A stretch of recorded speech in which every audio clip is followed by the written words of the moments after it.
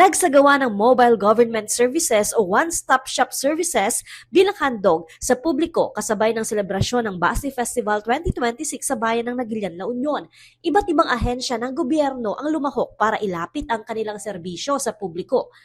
Ang mga dumalo, hindi lamang mga residente sa bayan ng Nagilian, maging mga lokal sa karatig bayan, sinamantala rin ang mas pinalapit na serbisyo ng gobyerno. Kabilang sa pinilahan sa transaksyon ng Philippine Statistics Authority o PSA na nagdiriwang din ng civil registration ngayong month. Pagkuha ng national ID at pag-update ang isinagawa. Marami rin ang nag-renew ng kanilang lisensya sa Professional Regulation Commission o PRC. Malaking bagay umano ito lalo na sa mga working professional o mga empleyado na hirap makaalis sa trabaho. Wala ring tanggapan ng PRC sa La Union kaya kinakailangan pang dumayo sa Pangasinan, Candon City, Ilocos at Baguio City ang mga merong aasikasuhin sa PRC. Mula pa San Fernando City ang magkaibigan at bagong pasangguro na sina Jenrick at Lara. Sinamantala na rin nila ang pagkakataong ito. Ay, kukuha po ako ng certificate of rating po, ma'am. Kasi last February 12 po, meron po kaming appointment sa PRC Candon.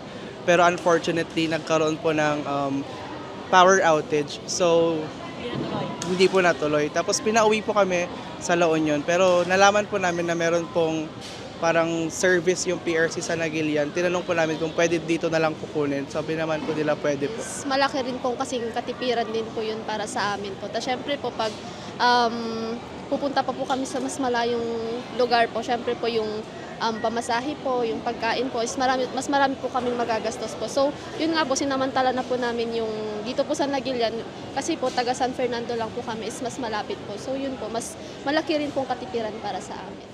Bukod sa mas pinalapit na serbisyo ng gobyerno, may legal aid clinic ding isinagawa ang Integrated Bar of the Philippines o IBP La Union Chapter. May mga nakibahagi rin sa job fair, katuwang ng lokal na pamahalaan ang Department of Labor and Employment o DOLE Regional Office 1. They are making government services closer po. Hindi na kailangan magpila doon sa capital or doon sa San Fernando City or doon sa Rosales kung saan doon naman po located ang ating regional office. By inviting them and converging these services, napapalipit po yung serbisyo at talagang po this is really advantageous to our constituents po and also lahat po ng mga nais po na mag-avail ng service. Everybody are welcome po. And for sure, baka this May, we will be having again.